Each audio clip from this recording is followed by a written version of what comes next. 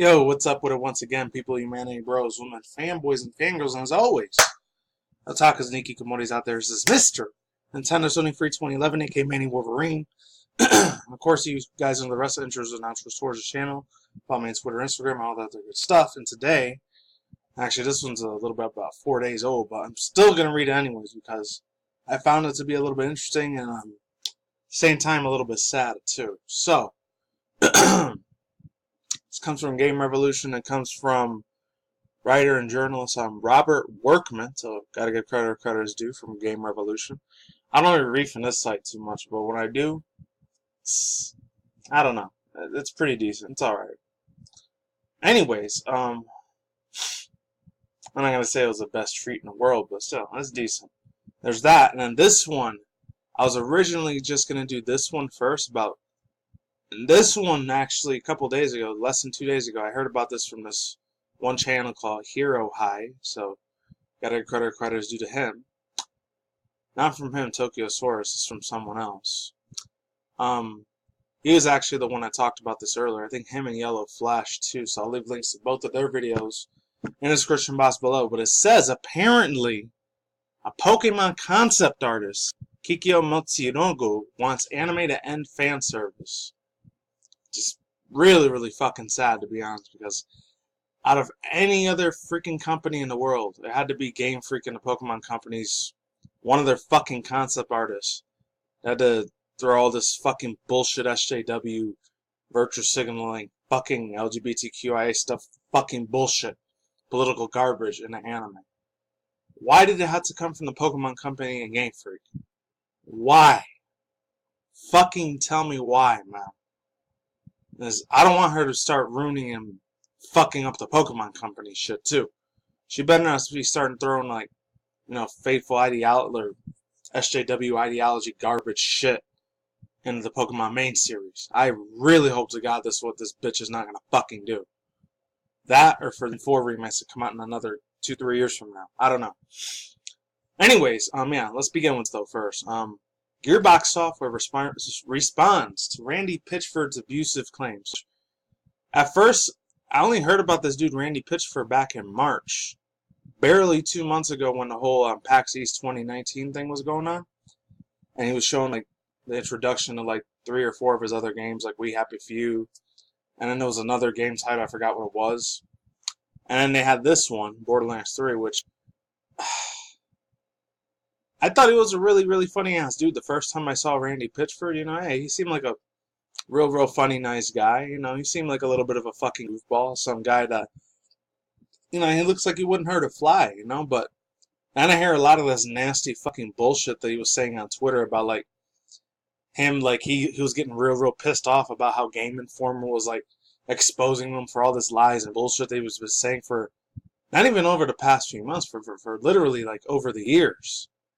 And then him not even just verbally abusing a lot of his fucking, like, employees at Gearbox, but physically assaulting them too? How is this guy still the fucking CEO of a fucking gaming company when he's leading a bad fucking example like that, man? That's really fucked up. Yeah, I get it, he's a CEO, he could probably do and get away with whatever the fuck he wants because he has millions upon billions of dollars, which I know I'll never have in my entire life, but you know what? At least I'm not a fucking asshole that treats his fucking employees like shit. That is extremely fucking really evil as hell, man. And he needs to be outthrown, and he needs to be fucking replaced immediately if he's doing shit like that, man. That's really fucked up. That's inhumanly fucking, like, cruel and unusual shit, man. So this dude either needs to, like, fucking retire really early right now, or he needs to be arrested and thrown in jail for this shit. Which I doubt he'll ever go to prison or jail because of the millions of dollars that probably pay off to the government and pay off to a lot of the courts and shit too. So I highly doubt he'll ever go to prison. But if he does, make sure he gets to like the worst penitentiary in the U.S. or even outside of it. Anyways, let's read this thing real quick. This is shorter than the other one. I just wanted to do this one. So it says, though last week's reveal of Borderlands 3 turned out to be a very huge Gearbox Software, it still had some rough days following. Company CEO Randy Pitchford has been the subject of ire since he didn't clear up the microtransactions issue. But lately it's gone deeper, with the former Claptrap voice actor David Eddings indicating that Pitchford assaulted him back in 2017. Today the company spoke out about Eddings' allegations and indicating that it would look further into the matter. The full statement reads, and the link's right here, so it says, Gearbox takes any and all claims of this nature very seriously, and we will abstain, hopefully I'm saying that right, abstain the commentating for the allegations Dave is making because it is a personal matter. We appreciate Dave's contributions to the Borderlands franchise and have continued to assert, but we welcome him back into the mix as a voice of Claptrap and other future opportunities, unquote. In a series of tweets, Eddings discussed why he wouldn't return for the role, and that's when the note against Pitchford came up. I never spoke about it publicly until now, he explained. Randy physically assaulted me on the lobby of the Marriott Marquise at the GDC, Gaming Developer Conference in 2017.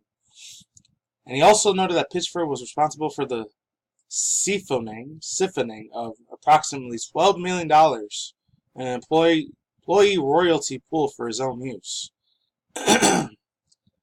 Eddings explained that he talked to Gearbox HR following the assault, but according to the tweet says, quote, Randy fired me the next day, unquote. But he was grateful that the company would look into the matter. Glad to hear that Gearbox officials taking the claim very seriously, as I'm eager to cooperate with whatever independent firm Gearbox and 2K chooses for the ongoing investigation of Randy's misdeeds, which should be fairly easy to conclude, he said earlier today. Here's hoping the matter finds resolution sooner rather than later. Meanwhile, fans can accept Borderlands 3 on Xbox One, PS4, and PC September 13th. So private, what about Nintendo Switch? Unless it's going to be, I don't know, December of 2019 or next year, 2020. That's probably when it's going to be on Switch. But yeah, overall thoughts, views, and opinions, man. You would think a CEO like Randy Pitchford would know better than like physically assault somebody at a hotel where you're like in public view. Why in the fuck would he do that, man? You're lucky he wasn't a woman, because if it would have been, he would have assaulted a female. I guarantee he would have lost his fucking position way fast, especially in this day and age. Because I know 2017 was the whole start of that bullshit government psyop movement, which was hashtag Me Too. When everybody said, oh, but Melissa Milano was the one that started. No, that's bullshit. She just fucking paid and endorsed it. Endorsed it. Anyways, yeah, let's get into this now. This one is a little bit more sad and depressing. The other one, yeah, I'm not going to lie and sit here and say, oh, it's not really much of a big deal like that one was, but this one has me very worried, especially for somebody that works in the Pokemon Company and Gamefreak. This shit really had me worried. So this Pokemon concept artist, like I read it before, wants anime to end fan service, says industry needs to be more like Disney and Marvel. Keiko Matsuruko, a Pokemon concept artist and character designer as well as CG artist for Doraemon, took to Twitter and criticized the anime industry and his willingness to service fans. She went on to condemn the sexy fan service seen in much of anime. She also stated that she wished the industry would evolve like Disney and Marvel, being, quote, interweaving social issues within their No, fuck. No, get that SJW goddamn fucking garbage out of here. If Game Freak and, like, the Pokemon Company, like Junichi Masuda, Ken Sugimori, or Shigeru Omori, the one that's in control for Pokemon Sword and Shield now, if any of you guys can translate this shit into Japanese, this girl, Kikyo Misuga, fire her immediately. Absolutely terminate her fucking ass and get her the fuck out those companies, because she's gonna fucking ruin the Pokemon like name, and she tries to put like these like official arts and try to make them all SJW and real political ideology sort of bullshit. And she's gonna make you guys lose a lot of money if you put any sort of Pokemon that has some sort of garbage political agenda. That's the last fucking shit I want to see in this fucking games. Let alone like for Sword and Shield for Generation 8 that's coming out in 6.5 months from now, or the Diamond Pearl remakes. I don't want to see anything that has shit to do with politics. I don't. So it says, yeah, Kikyo Masugi took to Twitter using the Google Translate. It says, the ability to update the quality of Disney Marvel movies each and every year is something that has been a continuous issue in the real world. Japan anime can't do that anymore. If you mix erotica, you can fool the geeks, right? But I'm making a methodology. Ah, shut up, you fucking cunt. Get the goddamn fuck out of here with that shit. Seriously, man.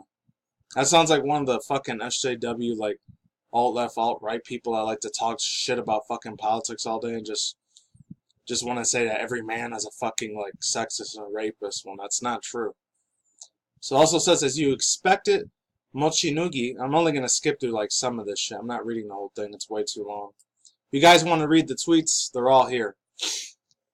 As you expected, Motsigusa, however you say her fucking name, message resonated with the growing SJWs elements trying to influence Japanese anime industry. Her comment received over 2,500 likes and over 1,000 retweets, with one user agreeing to a point about changing. They believe that they should happen in anime, but stating that Marvel and Disney wasn't the way. So this is the thing with Marvel and Disney. The thing with Marvel and Disney is that, like, they both came from the United States. Especially with Marvel, they've been doing a lot of bullshit SJW fucking garbage in their newer comics lately, and I'm glad I don't read any of their comics, because I've only ever watched their movies, and that's literally it. And yeah, it has a little bit of few, like, political garbage bullshit messages in there, which I don't give a fuck about.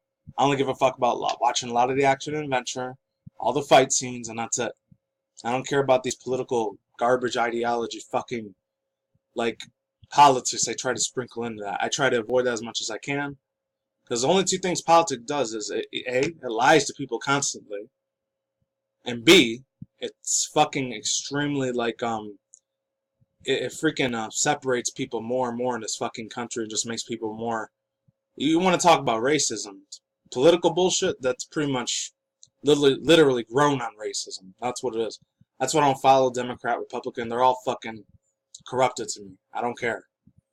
So it says, fellow industry professor Yabani Kenkai was having none of it. She was very blunt in her anime view and told Matsunugi about that anime wasn't a place for people to be reminded of social issues, and that she should take her SJW agenda back to the US.